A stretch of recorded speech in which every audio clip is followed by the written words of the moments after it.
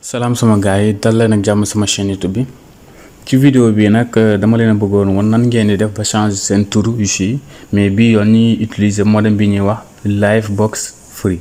Livebox Free nag pour ñu ko xamul moom mooy modem yi fii nga xam ne moom la Orange di joxe léegi soo abonné mooy fii ligne bi ñuy wax Free soo ko abonné rek modem bi la lay jox léegi voilà léegi nag pour nga def ko lu yomb la dañuy ubbi Google Chrome. léegi soo ko ubbee nee nag ci kaw ni nga bind 192.168.1.1 voilà léegi nag soo ko bësee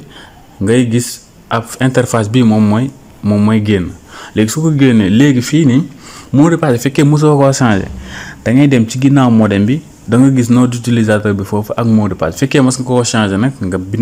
jël li nga xam ne moom moo nekkoon sa nom d'utilisateur ak sa mot de passe nga def ko fii nii man dama ko mosoon na changé donc li nga xam ne moom laa modifié laa koy defee voilà léegi nag soo dugalee mot de passe beeg nom d'utilisateur ba pare fii ngay dal léegi soo ñëwee fii nag da ngay ñëw ci réseau local soo ñëwee ci réseau local soo poussé fii ci koñ bi da ngay gis WLAN fii.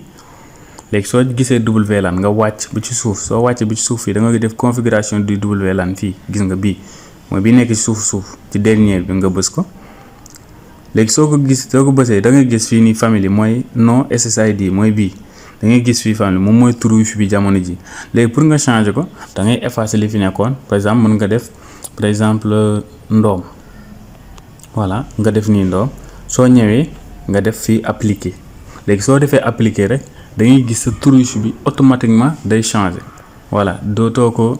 voilà day changer en tout cas voilà day changer léegi au lieu que non famille bii ci nekkoon du ci nekkate mais plutôt léegi ndoom moo ci nekk soo bësee juste ci bouton appliquer bi nga xam moom ngeen di gis fii.